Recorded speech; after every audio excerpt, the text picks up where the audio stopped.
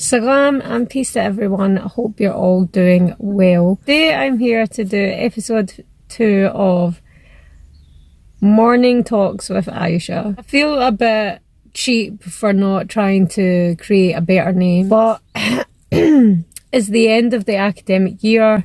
I'm definitely worn out.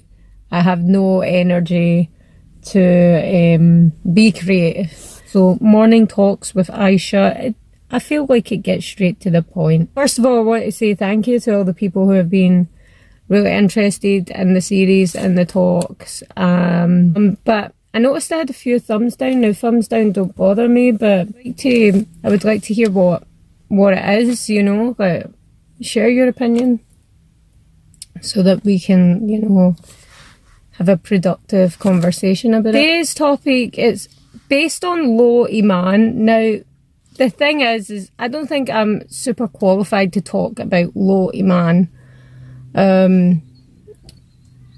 But, I mean, these videos are based on my opinion.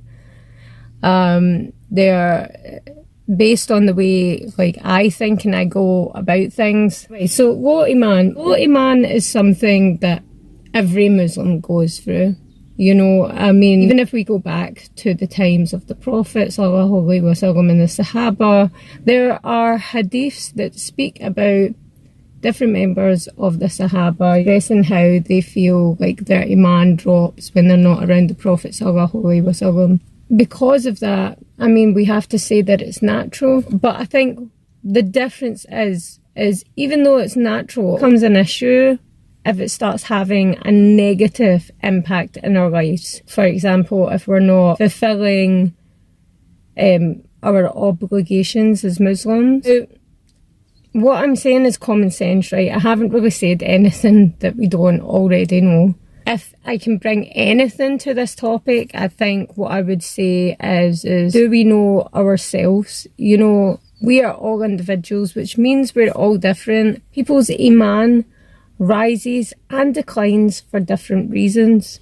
Now, don't get me wrong. Generally, if you are not hearing Allah's name every day by different means, by prayer, by reading the Quran, by having discussions, it's going to have a negative impact. But I think what is helpful, what is useful, is if we look at ourselves as individuals and see what it is that's causing our Iman to decline.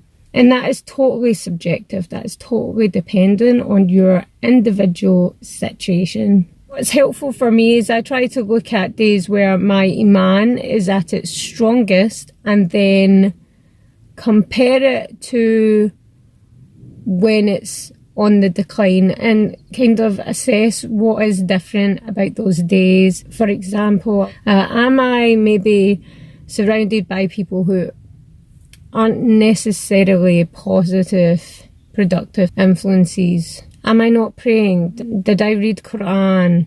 Am I going through a hard time in life? So it's about assessing your individual situation and seeing if any of those kind of things that you're going through are the reason for your Iman being on the decline. If you know that you have a problem, then it's about finding the solution to that problem and fixing it. So it makes sense to me that if you assess your individual circumstances, then you're more able to create an action plan that will work towards fixing those issues.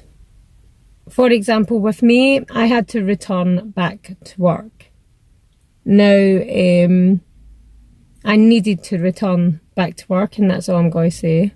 Initially, when I started work, I didn't realise how much time would be taken away from me. Now, I know that sounds stupid, but when it came down to it, in the reality, even when you go home, you're so tired. I was finding it really difficult to pick up a Quran, and when I did pick up the Quran, I was falling asleep. It really messed with my head, and it came down to two choices. Either I gave up work, despite the fact that I needed it, so that I could focus on that aspect of my life, or I become strong enough, smart enough, use my time wisely enough to make it work. I did actually do a video on this with Samantha and Chloe Gem. I'll leave the link to that video in the description below. Totally check them out because it was a really nice collaboration. I think what I'm trying to say, and the moral of what I'm saying is you need to have the guts to give up what is not good for you, or have the strength to make it work. You can't have it both ways. And when it comes down to assessing your situation, you really have to be honest with yourself. You don't have to expose yourself to anyone. In fact, I encourage you not to. You're here for you. You're here to develop yourself. You're here to increase your knowledge. You're here to be a positive and productive contribution to your community. But if you are inflicted with low Iman, you really need to be honest with yourself, because, you know, if you ignore it and pretend that it's not happening, or if you neglect it, then it's only really going to affect you and perhaps those close to you. For example, if you have kids like myself, you know, if your Iman is on the decline, you know, like, that's going to be seen, and that might influence others, and, you know, you have a responsibility to yourself and to the people closest to you.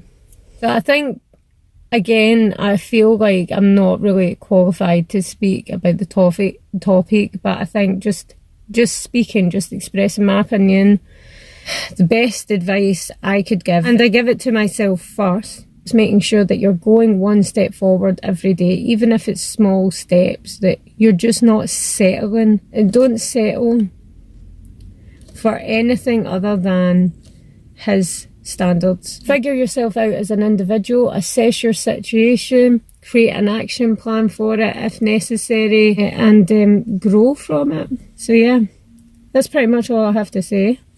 So I'm going to go. The lighting is not great. Hope you enjoyed this video. What do you do if you feel like you have low Iman? Like, what is your steps towards managing it or fixing it? Let me know in the comments below. I mean, I think the whole point in this one-man discussion, I need to stop calling it that. The whole point in these videos is to get people talking and sharing and thinking, inshallah.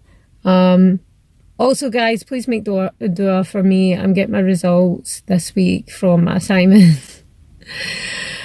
And it just seems like I feel like I should have got them weeks ago and I still haven't got it, and it's making me really nervous. Just been such a tough year, guys, such a tough year, honestly.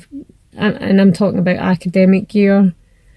From after the summer last year to now, it's just been a really tough year, alhamdulillah. So anyway, I'm going to go. Hope you like the video. Write your comments down below and I'll see you all very soon. Salam.